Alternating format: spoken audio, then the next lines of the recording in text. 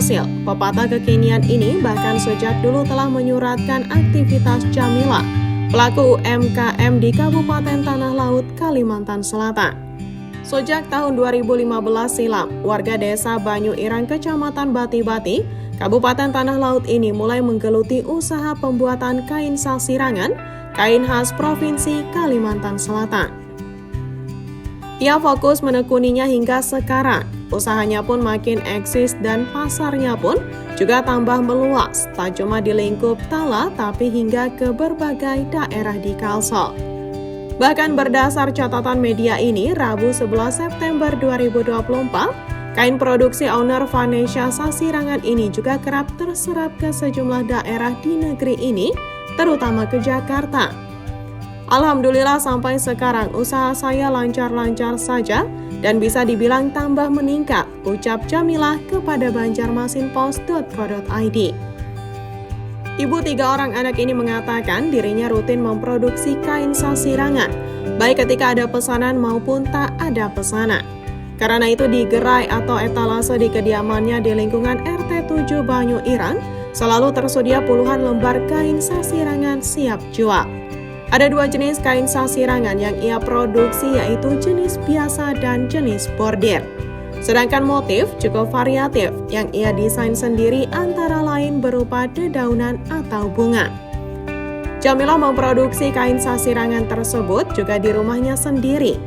Ia memanfaatkan lahan di samping kanan rumahnya untuk proses pewarnaan, sedangkan ruang tengah menyimpan bahan dan tahapan mendedel. Dalam sebulan, produksi kain sasirangan Jamilah mencapai ratusan lembar. Paling sedikit dalam sebulan 300 lembar. Kalau pas banyak pesanan, ya tentu banyak lagi, sebutnya. Tahun 2015 mulai pula. Okay.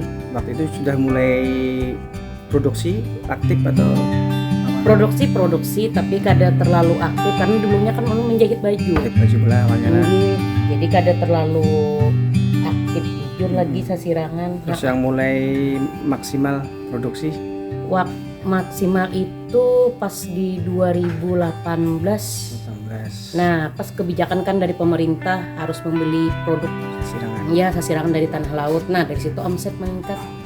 Untuk sasirangan berapa produk perajin sasirangan tanah laut tuh Bu ya? Enggak, kada kita aja sih semua pengrajin kemarin tuh meningkat habis kebijakan dari pemerintah itu. Nah, kalau yang pian sekarang ini berapa Bu ini?